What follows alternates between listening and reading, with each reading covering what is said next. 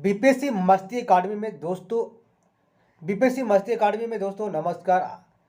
आज मैं लेके आया हूँ सिंधु घाटी सभ्यता से संबंधित क्वेश्चन नहीं है, ये सार है। इसको पढ़ेंगे, उसके बाद आंसर क्वेश्चन हम लोग करेंगे, क्या क्या चीज़ इसको पूछे जाता है। तो प्रत्येक प्रतियोगिता परीक्षाओं में दोस्तों कुछ न कुछ 2 4 5 क्वेश्चन सिंधु घाटी प्राचीन मन सभ्यता से, हड़प्पा सभ्यता से कुछ न कुछ क्वेश्चन पूछे जाते हैं। आज उसी का मेन टॉपिक का, यानी जहाँ से क्वेश्चन सीधे एग्जाम पेपर में पूछे जाते हैं, उसी का मैं सार लाया हूँ। अगर आप मेरा वीडियो पर नए हैं तो लाइक शेयर सब्सक्राइब जरूर करिएगा। आज मैं इसके पहले 2 अध्याय पढ़ा चुका हूँ, जो नवपाषाणकालीन, पूर्वपाषाणकालीन, मध्यपाषाणकालीन, इसका मैंने उसका डिस्क्रिप्शन बॉक्स में मैं लिंक दे दूंगा, जिससे आप देख सकते हैं। तो चलिए दोस्तों, बिना वक्त गवाए हुए शुरुआत करते हैं सिंधु घाटी सभ्यता के बारे में।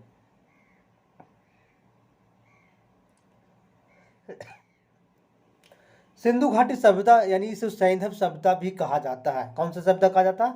सैंधव सभ्यता भी कहा जाता है। तो इसके पहले अध्याय मैं 3 पढ़ा रहा हूँ, इसके पहले 2 अध्याय पढ़ा चुका हूँ दोस्तों। उसको आप डिस्क्रिप्शन बॉक्स में लिंक दिया जाएगा, उससे आप देख लीजिएगा।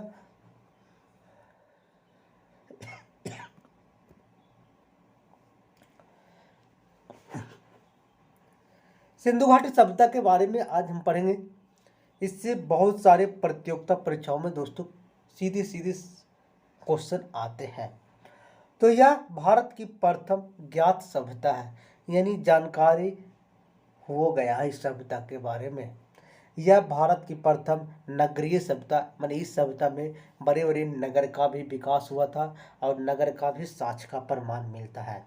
पूछता है एग्जाम में कि किस सभ्यता का नगरीय सभ्यता कहते हैं, तो सिंधु घाटी सभ्यता ये नगरीय सभ्यता थी।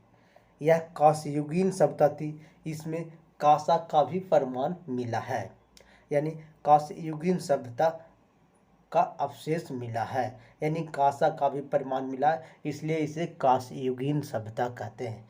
यह आधा ऐतिहासिक सभ्यता, यानी उत्खनन के फलस्वरूप जिस चीज़ को पता लगा, उत्खनन के फलस्वरूप जो वस्तु मिला और साहित्य के फलस्वरूप दोनों को अगर मिलाया गया तो दोनों में मेल नहीं खा पाया, इसीलिए इसी को आधा ऐतिहासिक सभ्यता के नाम रखा गया, यानी आधा ऐतिहासिक सभ्यता इसी को कहा जाता है।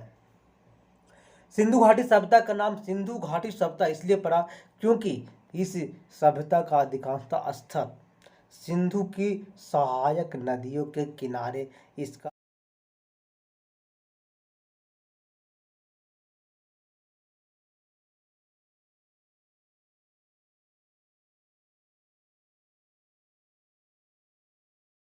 अवशेष मिला, या सिंधु एवं उसकी सहायक नदियों के किनारे ये बसा हुआ था।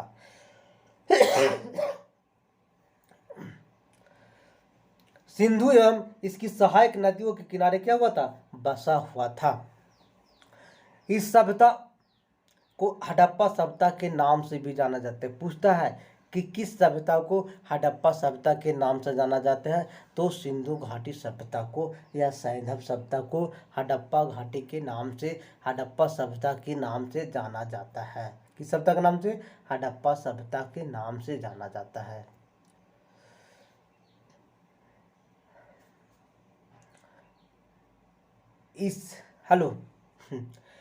इस सभ्यता को हड़प्पा सभ्यता के नाम से इसलिए जाना जाता है क्योंकि इस सभ्यता के पहले स्थल के रूप में, यानी पहले स्थल के रूप में हड़प्पा की खुदाई 1921 ईस्वी में राय बहादुर दयाराम साहनी के द्वारा किया गया था। किसके द्वारा किया गया था? राय बहादुर दयाराम साहनी के द्वारा।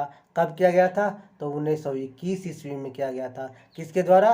राय बहादुर दयाराम साहनी के द्वारा किया गया था। हड़प्पा स्थान है वहाँ पे, यानी जगह का नाम था हड़प्पा, इसलिए इस सभ्यता का नाम क्या पड़ा?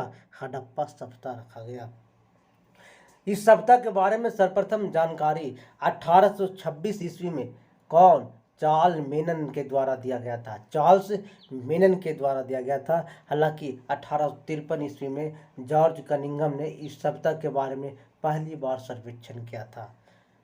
जॉर्ज कनिंघम कब किया था सर्वेक्षण इस सभ्यता को? 1853 ईस्वी में किया था। 1853 में पहली बार सर्वेक्षण किया था। लेकिन चार्ल्स मेनन ने 1826 ईस्वी में इस सभ्यता के बारे में जानकारी दे चुका था। सीधे सीधे क्वेश्चन दोस्तों पूछे जाते हैं यहां से।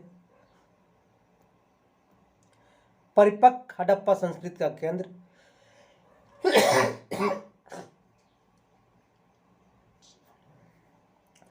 परिपक्व हड़प्पा संस्कृति का केंद्र पंजाब, सिंध, मुख्यतः सिंधु घाटी में पड़ता है। यानी कहाँ कहाँ? पंजाब के क्षेत्र जो है, सिंध का क्षेत्र है और सिंधु घाटी में पड़ता है। इसका विस्तार दक्षिण और पूर्व की ओर है। इसका विस्तार कहाँ? दक्षिण से लेकर के पूर्व की ओर इसका अच्छा विस्तार है। इसे संस्कृति का उदय ताम्रपाषाणिक पृष्ठभूमि में भारतीय उपमहाद्वीप पश्चिमोत्तर भाग में हुआ। यानी ताम्रपाषाणिक पृष्ठभूमि में भारतीय उपमहाद्वीप है उसका पश्चिमोत्तर भाग में इसका विकास सबसे ज़्यादा हुआ। हड़प्पा सभ्यता कांस्ययुगीन एवं ताम्रपाषाणिक सभ्यता का विकास यानी संस्कृति का विकास यहाँ पे हुआ था। यानी यहाँ पे कांसे का कुछ प्रमाण मिला है, ताम्रपाषाण यानी ताम्र का भी कुछ प्रमाण मिला है। हड़प्पा सभ्यता, हड़प्पा संस्कृति के पंजाब, सिंध और बलूचिस्तान के ही भाग नहीं था। यानी कहने का मतलब है कि दोस्तों हड़प्पा संस्कृति जो था पंजाब, सिंध और बलूचिस्तान तक सीमित नहीं था। यानी पंजाब का जो क्षेत्र है, सिंध का क्षेत्र है और बलूचिस्तान का क्षेत्र है, यहीं तक इसका सीमित नहीं था, बल्कि ये गुजरात, राजस्थान, हरियाणा और पश्चिम उत्तर प्रदेश के सीमांत भाग भी इसमें सम्मिलित था। तो पूछता है दोस्तों कि हड़प्पा सभ्यता का जो विकास, हड़प्पा सभ्यता का विस्तार कहाँ तक स्थित था? 4 ऑप्शन आपको देगा। तो गुजरात, राजस्थान, हरियाणा और पश्चिम उत्तर प्रदेश के सीमांत क्षेत्र भी यहाँ तक इसका विस्तार था, यहाँ तक ये फैला हुआ था। पंजाब, सिंध और बलूचिस्तान तो ही था, लेकिन उसके अलावा गुजरात, राजस्थान, हरियाणा और पश्चिम उत्तर प्रदेश के सीमांत क्षेत्र भी था।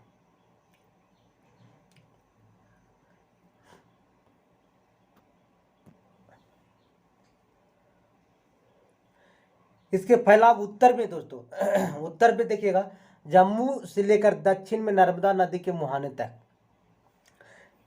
पूछेगा। उत्तर में कहाँ से कहाँ तक? जम्मू कश्मीर से लेकर के दक्षिण में नर्मदा नदी के मुहाने तक, और पश्चिम में कहाँ से कहाँ तक? बलूचिस्तान से लेकर के जो मकराना तट पड़ता है से लेकर के मेरठ तक के स्थित है। मेरठ कहाँ पड़ता है? उत्तर प्रदेश में पड़ता है। यानी बलूचिस्तान का जो क्षेत्र है, बलूचिस्तान में मकराना तट पड़ता है, वहाँ का जो क्षेत्र है वहाँ से लेकर के मेरठ तक का इसका विस्तार पूरा अच्छा तरीका से था।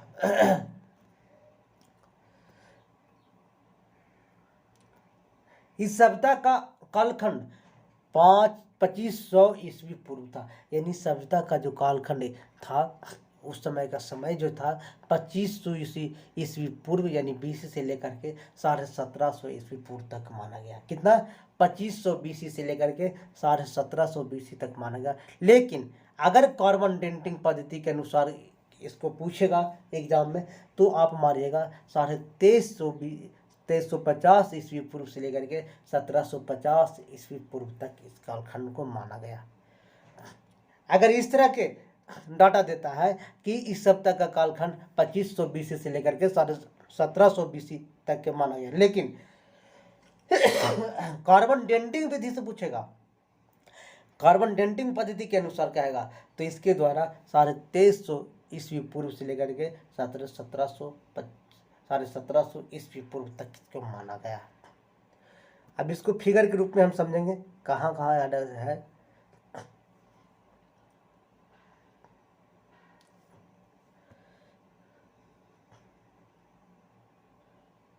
देखिएगा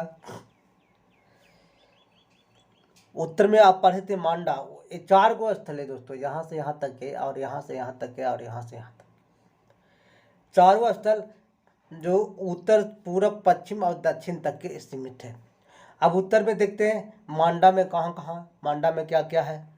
तो मांडा जो जब भी पड़ता है तो ये जम्मू कश्मीर का क्षेत्र है दोस्तों। सिंधु नदी का सहायक नदी हम पढ़े थे, झेलम नदी, रावी नदी, सतलज नदी, सब क्या है, सिंधु का सहायक नदियाँ है। इसके नदी बहुत सारे उत्खनन के फलस्वरूप मिले। इसके इन नदियों के सहारे, नदियों के किनारे बसते जितने सहायक नदी उसके किनारे इसका अवशेष मिले। क्या क्या मिले, बनवाली मिला, कालीबंगा मिला, राखीगढ़ी मिला, रोपर मिला, क्या आलमगीरपुर में मिला। कहाँ मिला ये सब, आलमगीरपुर में मिला। अब इधर आते हैं, देखिएगा मेहरगढ़, जहाँ से कृषि का सबसे पहले साक्ष्य का प्रमाण मिला है। मोहनजोदड़ो का यहाँ देखिए, आमरी बालकोट, यहाँ इधर कहाँ है, सूत का गैंडोर है पश्चिम में। अब इधर आते हैं दैमाबाद, जो नर्मदा नदी के मुहाने पर स्थित है। क्या है, नर्मदा नदी के मुहाने पर स्थित है।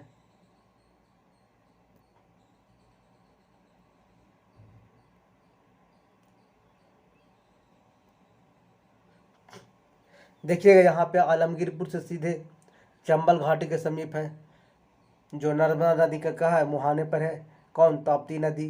धौली बेरा, सुरकोटदा, लोथल, रंगपुर, रोजदी, बिलासपुर, ये कहाँ कौन सा क्षेत्र पड़ता है, ये गुजरात का क्षेत्र पड़ता है। राजस्थान में बताए थे लूनी नदी के समीप है, जहाँ कोटदीजी चनहुद्रो का प्रमाण मिला है। यहाँ ये दैमाबाद में ताप्ती नदी, नर्मदा नदी और चंबल नदी घाटी के।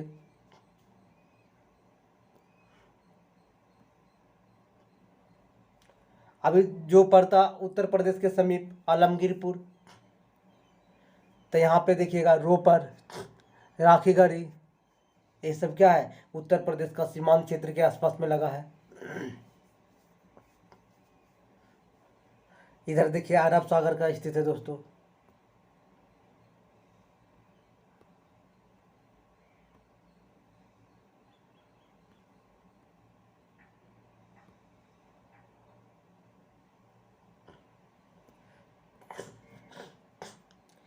सिंधु घाटी सभ्यता को आधा ऐतिहासिक कालखंड के अंतर्गत रखा जाता है, क्योंकि इस सभ्यता के बारे में जानकारी के लिए पुरातात्विक साक्ष्य के साथ साथ लिखित साक्ष्य भी मिले हैं।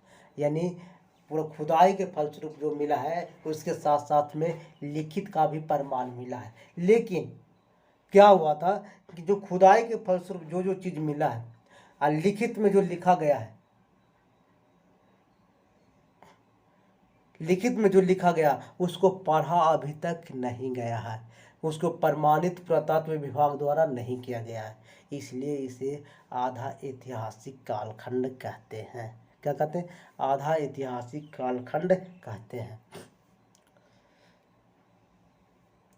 सिंधु घाटी सभ्यता में कांस्ययुगीन सभ्यता के नाम से जाना जाता है। यानी सिंधु घाटी सभ्यता को क्या नाम से, हड़प्पा सभ्यता के भी नाम से जाना जाता है। इसको कांस्ययुगीन सभ्यता के भी नाम से जाना जाता है। इसी काल में कांसा का प्रयोग सर्वाधिक हुआ था। इस काल में क्या हुआ था, कांसा का प्रयोग सबसे ज्यादा हुआ था। सिंधु घाटी सभ्यता विश्व की प्राचीनतम शहरी सभ्यता कहा जाता है कि सिंधु घाटी सभ्यता जो है विश्व का सबसे प्राचीनतम सभ्यता है। पूछता है परीक्षा में कि विश्व का सबसे प्राचीनतम सभ्यता कौन है, तो सिंधु घाटी सभ्यता है। हालांकि विश्व की प्राचीनतम सभ्यता मेसोपोटामिया की सभ्यता, जो एक ग्रामीण सभ्यता था। कौन सा था, एक ग्रामीण सभ्यता था। पूछता है मेसोपोटामिया कैसी सभ्यता था, तो एक ग्रामीण सभ्यता था। लेकिन सिंधु घाटी कैसी सभ्यता था, तो शहरी सभ्यता था। तो शहरी सभ्यता में विश्व में प्रथम है, लेकिन ग्रामीण सभ्यता कहेगा तो मेसोपोटामिया की सभ्यता, ग्रामीण सभ्यता विश्व में प्राचीनतम है। हड़प्पा सभ्यता का विकास विस्तार भारतीय उपमहाद्वीप के पश्चिमोत्तर भाग में हुआ। यानी कहने का मतलब है कि हड़प्पा सभ्यता का सबसे ज़्यादा विकास भारतीय जो उपमहाद्वीप है, उपमहाद्वीप का जो कालखंड है, सबसे ज़्यादा विकास पश्चिमोत्तर एरिया में देखा गया, यानी पश्चिमोत्तर भाग में देखा गया। कौन सा भाग में? पश्चिमोत्तर भाग में देखा गया। हड़प्पा सभ्यता का विस्तार, जिसका संपूर्ण क्षेत्र, उसका आकार त्रिभुजाकार है। कैसा आकार है? त्रिभुजाकार है। इसका संपूर्ण क्षेत्रफल है 12,99,600 वर्ग किलोमीटर। कितना? 12,99,600 वर्ग किलोमीटर, लगभग 13 लाख वर्ग किलोमीटर। कितना? लगभग 13 लाख वर्ग किलोमीटर। पूछेगा क्वेश्चन दोस्तों कि विश्व का सबसे प्राचीनतम ग्रामीण सभ्यता कौन है, तो आप मेसोपोटामिया की सभ्यता मारिएगा। अगर पूछेगा विश्व का सबसे प्राचीनतम शहरी सभ्यता कौन है, तो सिंधु घाटी का सभ्यता। सबसे ज़्यादा भारत के उपमहाद्वीपों में सबसे ज़्यादा कहाँ, किस मैंने दिशा में विकसित हुआ, तो पश्चिमोत्तर भाग में विकसित हुआ। इसका क्षेत्रफल कितना है, तो 12,99,600 वर्ग किलोमीटर है, लगभग 13 लाख वर्ग किलोमीटर।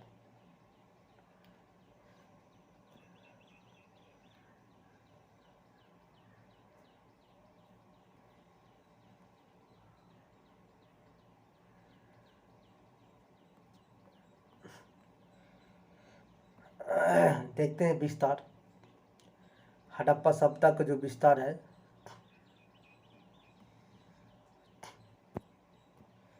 हड़प्पा सभ्यता का विस्तार, इधर देखिएगा, चिनाब नदी कहाँ? जम्मू कश्मीर में पड़ता है, मांडा, अभी पढ़ाए थे ऊपर, जो अखनूर जिला में पड़ता है। कौन सा जिला में? अखनूर जिला में।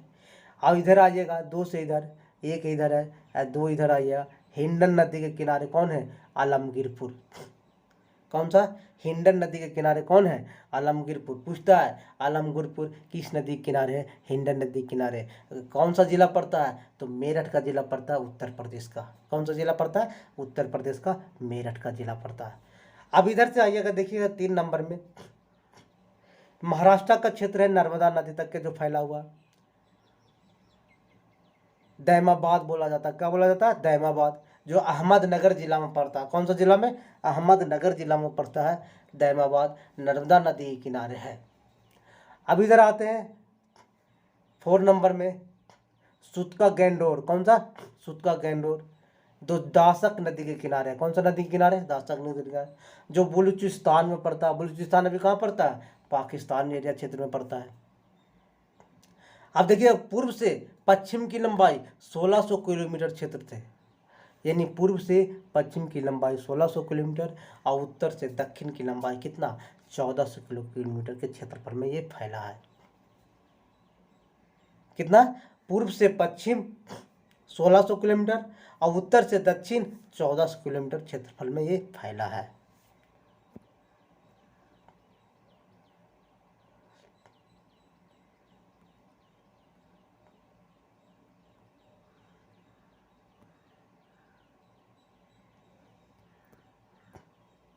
इस सभ्यता का पूर्वी स्थल वर्तमान में उत्तर प्रदेश के आलमगीरपुर, जो हिंडन नदी के किनारे है। पूछता है कि उत्तर प्रदेश के आलमगीरपुर जो सभ्यता है, हड़प्पा सभ्यता का, वो किस नदी के किनारे स्थित है? तो हिंडन नदी के किनारे स्थित है। किस नदी के किनारे? हिंडन नदी के किनारे स्थित है। पश्चिम स्थल सुतका गैंडोर। कौन? सुतका गैंडोर, जो पश्चिम में पड़ रहा था, जो पूर्व से पश्चिम की लंबाई कितना था? 1600 किलोमीटर क्षेत्र में फैला हुआ, और उत्तर से दक्षिण की लंबाई कितना था? 1400 किलोमीटर में था। तो पश्चिम स्थल सुतका गैंडोर, जो वर्तमान में पाकिस्तान के कहाँ पड़ता है? बलूचिस्तान के प्रांत में दासक नदी के किनारे पड़ता है। कौन सा? दमिश्क या दासक नदी के किनारे स्थित है। कौन सा? सुतका गैंडोर। किस क्षेत्र में पड़ता है? पाकिस्तान के बलूचिस्तान क्षेत्र में पड़ता है। इस सभ्यता का सबसे उत्तरी स्थल मांडा है, जो जम्मू कश्मीर में आप देखें, वर्तमान में जम्मू कश्मीर में है। किस नदी किनारे? चिनाब नदी के किनारे स्थित है। किस नदी के किनारे स्थित है? चिनाब नदी के किनारे स्थित है।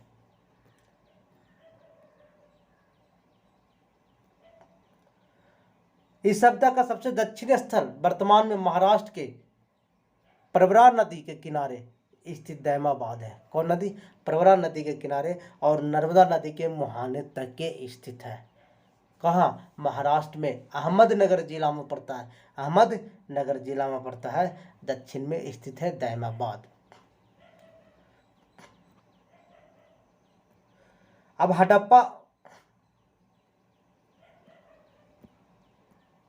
हड़प्पा सभ्यता का प्रमुख स्थल कहाँ कहाँ 3 देशों से प्राप्त हुआ? कौन कौन देश में इसका स्थल है? हड़प्पा सभ्यता के स्थल 3 देशों से प्राप्त होते हैं, याद रखिएगा। हड़प्पा सभ्यता का स्थल कितने देशों से प्राप्त होते हैं? 3 देशों से प्राप्त होते हैं। पूछता है क्वेश्चन कि हड़प्पा सभ्यता का स्थल कितने देशों से प्राप्त होते हैं? तो 3 देशों से प्राप्त होते हैं। पहला तो अपना देश भारत है ही है, दूसरा भारत का बेटा पाकिस्तान है ये है, अफगानिस्तान है ये है। अफगानिस्तान, पाकिस्तान और भारत, यही 3 जगह पर से हड़प्पा सभ्यता का प्रमाण मिला है।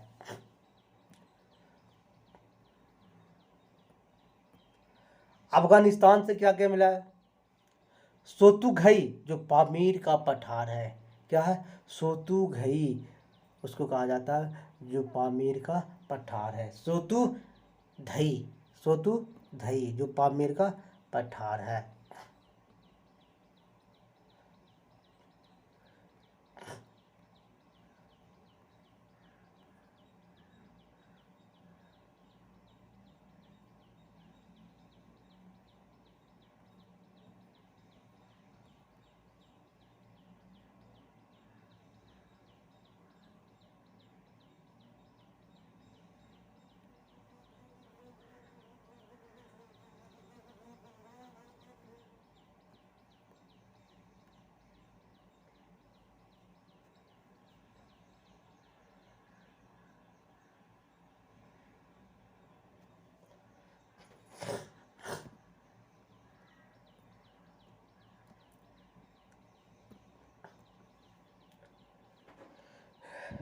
हिंदुकुश पर्वतमाला एवं कुनलुन पर्वतमाला, यानी कुनलुन पर्वत और हिंदुकुश पर्वतमाला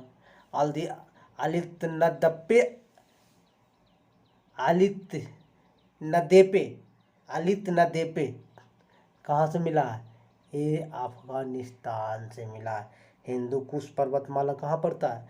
अफगानिस्तान के आसपास। कुनलुन पर्वत कहाँ पड़ता है? अफगानिस्तान के आसपास। आलितनदेपे कहाँ पड़ता है? अफगानिस्तान के आसपास।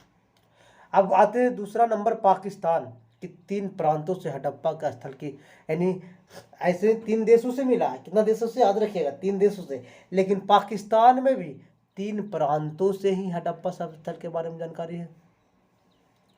कौन प्रांत? 3 प्रांतों से हड़प्पा स्थल के बारे में जानकारी है। पहला पंजाब प्रांत, सिंध प्रांत और बलूचिस्तान प्रांत।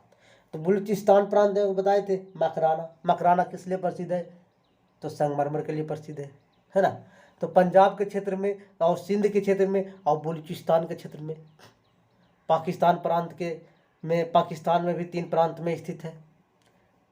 तो देखते हैं पंजाब में कौन कौन है।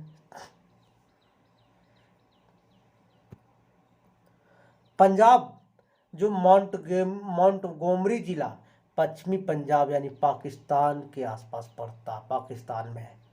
मोंटगोमरी जिला, कौन जिला? मोंटगोमरी जिला पश्चिमी पंजाब या पाकिस्तान के क्षेत्र में पड़ता है। रावी नदी के तट पर भी स्थित है। किस नदी के तट पर? रावी नदी के तट पर इसका प्रमाण मिला है, अवशेष मिला है। अगला आते हैं, दूसरा नंबर होता है, पंजाब तो हो गया दोस्तों। अब आते हैं सिंध नदी। सिंध में कहाँ मिला? तो मोहनजोदड़ो का जो विकास हुआ था, खोज हुआ था सिंध में, देखिएगा लरकाना जिला। कौन सा जिला? लरकाना जिला, सिंध पाकिस्तान। कौन सा? लरकाना जिला, सिंध पाकिस्तान। मोहनजोदड़ो शब्द का उत्पत्ति है, शाब्दिक का मोहनजोदड़ो शब्द का शाब्दिक अर्थ है मुर्दकों का टीला, यानी प्रेतों का टीला। क्या है? प्रेतों का टीला। ऐसे मुर्दों का टीला भी कहा जाता है, प्रेतों का टीला। मोहनजोदड़ो को सिंध बाग भी कहा जाता है। मोहनजोदड़ो को सिंध का बाग भी कहते हैं। क्या कहते हैं? मोहनजोदड़ो को सिंध का बाग भी कहते हैं। मोहनजोदड़ो को क्या कहते हैं? सिंध का बाग भी कहते हैं।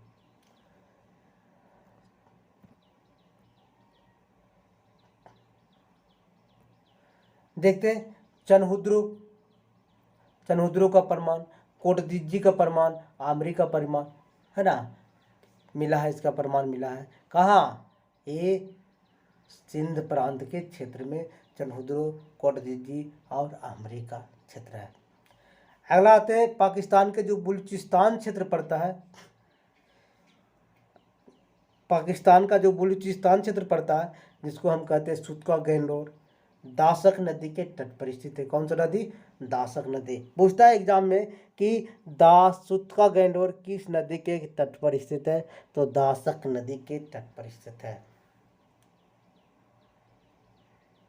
अगला सोतकाको यानी सादी कौर नदी के तट पर स्थित है। कौन सा नदी? सादी कौर नदी के तट पर स्थित है सोतकाको। कौन? सोतकाको, जो सादी कौर नदी के तट पर स्थित है। बालाकोट बिंदार नदी के तट पर स्थित है। कौन सा नदी? बिंदार नदी के तट पर स्थित है बालाकोट, जो कहाँ पड़ता है? पाकिस्तान में पड़ता है। बिंदार नदी सोतकाको सादी कौर नदी के तट पर, सोतकाको और कौन है? दासक नदी के तट पर स्थित है, जो कहाँ? बलूचिस्तान का क्षेत्र है। अब आते हैं अपना देश दोस्तों, अपना देश में कहाँ कहाँ है? भारत के 7 राज्यों से हड़प्पा सभ्यता के पुरास्थल प्राप्त हुआ, यानी पाकिस्तान के 3 प्रांत क्षेत्रों से हुआ था। अब भारत के कितने राज्यों से? 7 राज्यों से। कितना राज्यों से? 7 राज्यों से हड़प्पा स्थल के पुरातत्व स्थल के प्राप्त जानकारी मिलता है। ये 7 राज्य कौन कौन है? जम्मू कश्मीर तो पहला ऊपर आ गया, फिर हरियाणा या पंजाब आ गया, हरियाणा आ गया, राजस्थान आ गया, गुजरात आ गया और महाराष्ट्र आ गया। उसके बाद क्या है? उत्तर प्रदेश आ गया।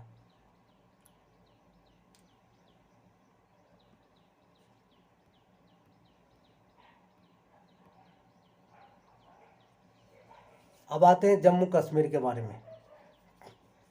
जम्मू कश्मीर में कौन सा क्षेत्र है? जहाँ मांडा। कौन सा क्षेत्र है? मांडा। ऊपर पढ़ चुके हैं दोस्तों, फिगर में आप देख चुके हैं। जो अखनूर जिला, कौन सा जिला? अखनूर जिला चिनाब नदी के तट पर स्थित है। जम्मू कश्मीर के मांडा जो स्थित है, अखनूर जिला चिनाब नदी के तट पर स्थित है। कौन सा नदी? चिनाब नदी के तट पर है। अब आते हैं पंजाब में कौन कौन है? रोपर, जो किस नदी के किनारे? सतलज नदी के किनारे है। संघोल में भी इसका प्रमाण मिला। रोपर, संघोल सतलज नदी के किनारे स्थित है ना, इसका प्रमाण मिला है। अब आते तीसरा हरियाणा। पूछता है बनवाली कहाँ स्थित है? तो हरियाणा में है। राखीगढ़ी कहाँ स्थित है? तो हरियाणा में है। तो बनवाली जो है हिंसान जिला में है, राखीगढ़ी जिंद जिला में है। हरियाणा के सब जिला है हिंसान, जिंद। हरियाणा की जिला में तो हरियाणा के बनवाली जो है हरियाणा में स्थित है, हिंसान जिला में। राखीगढ़ी जिंद जिला में स्थित है, लेकिन हरियाणा में स्थित पड़ता है।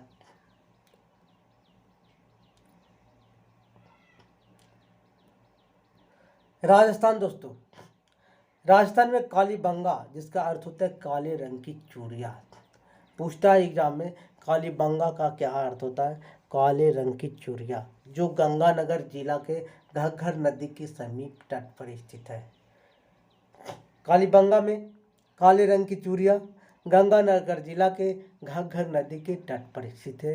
कालीबंगा में काले रंग की चूड़ियाँ होता है, वो गंगानगर जिला के घग्गर नदी के तट पर स्थित है। देखते हैं सरस्वती नदी।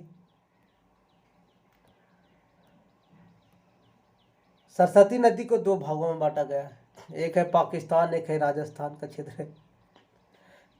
तो राजस्थान में घग्गर नदी के आसपास और पाकिस्तान में हाकरा नदी के आसपास। क्या? पाकिस्तान में हाकरा और सरस्वती नदी राजस्थान में घाघर नदी के आसपास।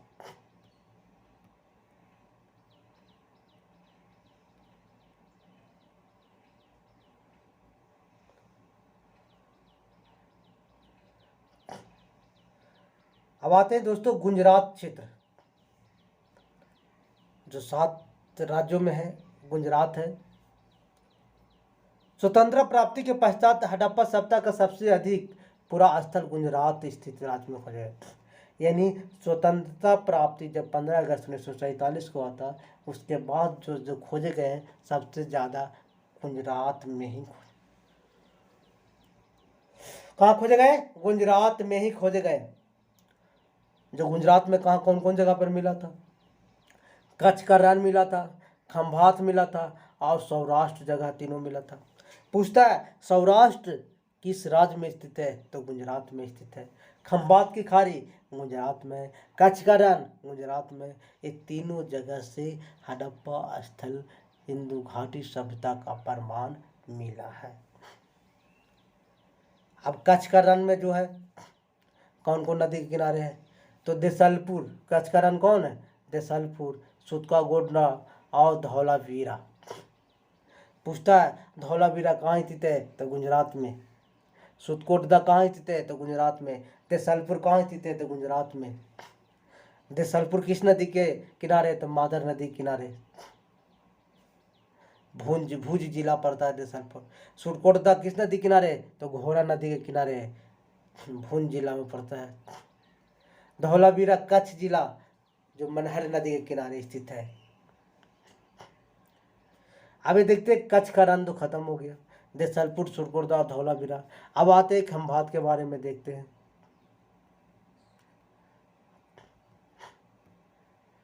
खंभात अहमदाबाद जिला के भोगवा नदी के तट पर, खंभात जो पड़ता है अहमदाबाद जिला के समीप पड़ता है, भोगवा नदी के तट पर। यानी भोगवा नदी और साबरमती नदी के संगम पर इसका खोज हुआ। लोथल नदी का, लोथल सभ्यता का खोज हुआ। लोथल सभ्यता का खोज भोगवा नदी एवं साबरमती के संगम पर है। कौन जिला में पड़ता है? अहमदाबाद जिला में पड़ता है।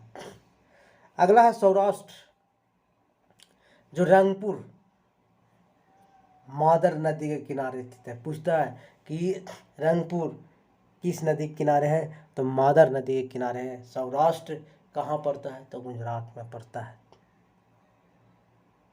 सौराष्ट्र कहाँ पड़ता है? गुजरात में पड़ता है।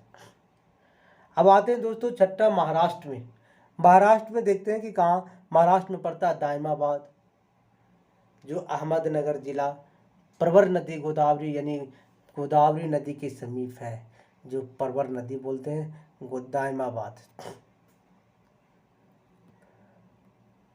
आते हैं दोस्तों उत्तर प्रदेश में।